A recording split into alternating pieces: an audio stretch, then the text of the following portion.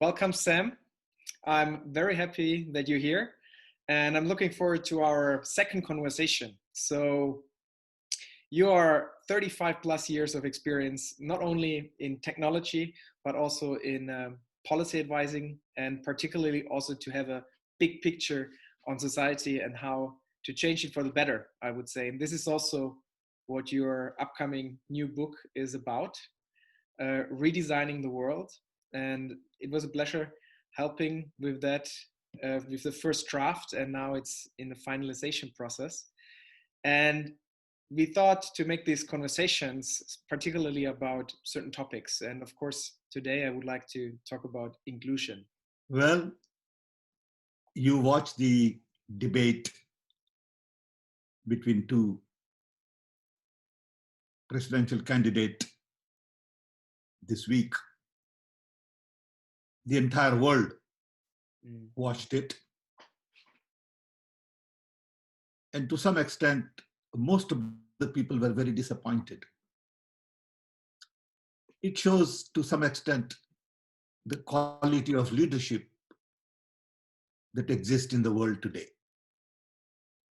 You take examples of Mahatma Gandhi, Mandela, Martin Luther King, just to give you three examples, and there are several, where these leaders walk the talk.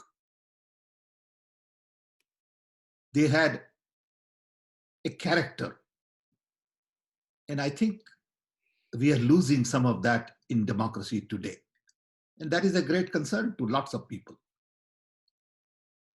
And I think character of a leader is reflected in policies, in programs, in direction. And today, everywhere, democracy is polarized. It is polarized because of rise of populist. It happened before World War II also. We know the results of that. We know the consequences of that. And I think rise of polarization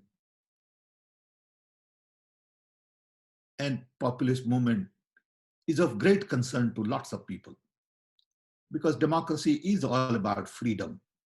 Democracy is all about diversity. When you are attacking this, democracy is about inclusion. You got to carry everybody with you. And to me, inclusion is at the core of human civilization. If you look at the history, all the fights and wars and conflicts have come out of exclusion. People have been excluded from certain benefits, opportunities, and it results in conflict. Go through all the major incidences in history. Slavery was a classical example. Colonization was another big example. So I think inclusion has to be at the core of human development. And rise of populist is not about inclusion. I worry about this a great deal because I see in US what's happening with Black Lives Matter, discrimination to some extent, what is happening in India, rise of Hindu sentiment. And in India, you have 200 million Muslims. They had to be part of Indian civilization. They have to be part of the mainstream. You cannot say that only Hindus are part of the mainstream. It just doesn't work. And I don't understand why people don't see this. I mean, what is the difference between Hindu and Muslim? There isn't any, if you really look at it. They've lived there for thousands of years. And why all of a sudden in 2020, we are all concerned about these differences? The beauty of human race is diversity. And if you look at the planet Earth, Diversity is again at the core of the planet. It is so diverse, it is so different in terms of ecosystem, in terms of uh, different kinds of people, different kinds of animals, different trees, you name it. And without diversity, it'll be pretty boring lifestyle. So we got to celebrate diversity. We got to focus on inclusion, and we got to really be careful about rise of populist movement. So what do you think is at the core of those populist movements, and what role does maybe also technology play in that? Well, I'm not an expert on these things, but I have some observations as a layman. I believe everything begins from self. For me to feel good about you, I must feel good about myself. Mm. If I don't feel good about myself, I will find 10 faults in you. I got to respect myself. I got to be concerned about others. So I think one basic root cause is self. Self is very fragile. Mm. People worry about egos. You saw in the debate, it was about me. I am the government and I am the party and, I did this and I did that. And rather than saying, look, I'm a public servant, So ego is one big thing. Self-esteem is another big thing. There is a big sort of Indian mythological story, which is famous all over the world, called Mahabharata. And that story to me is all about four main things. I will first say it in Indian language and then try to translate it.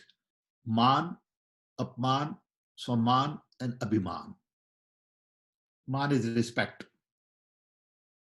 Swaman is self-respect. Abhiman is sort of ego. All of these things are at the core of how we treat another human being. On top of that, I think recently, because of the rise of hyperconnectivity, world is more integrated. We see things happening all over the world. 30 years ago, we didn't see what was going on in China on a daily basis. We couldn't see what was going on in other parts of the world. Now it's all wide open. And as a result, we feel somebody is coming here and taking my share of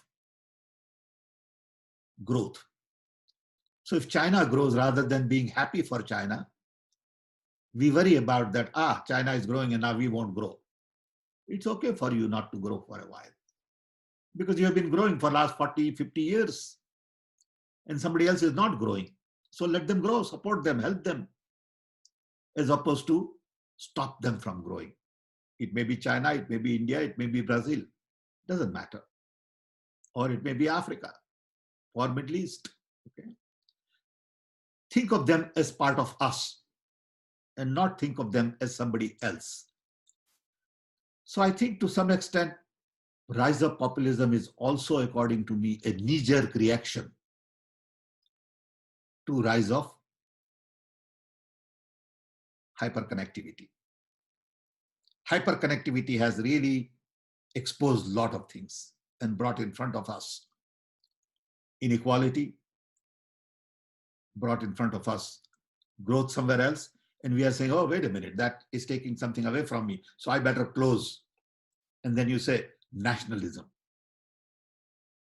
Then you say there is enemy at the border. Immigrants are taking your jobs away. In reality, it is exactly opposite. So rise of populist movement also promotes a lot of lies, misinformation. to really get people all worked up. I mean, the facts tell us that immigrants are the key to American prosperity. And how can you turn around and say immigrants are a problem, put ban on it? Okay, it's exactly opposite. Okay. Yeah. So Nationalism basically says, hey, let me define enemy. An enemy is at the border. And every time there is an internal conflict, internal trouble, I will deflect everything and put the blame on enemy at the border. And I will lie. I mean, the debate told me that we don't know what the facts are. Just personal allegation, innuendos, false statements are very much part of populist rise. And social media hasn't helped. Social media is at the core of it. Okay. So Sam,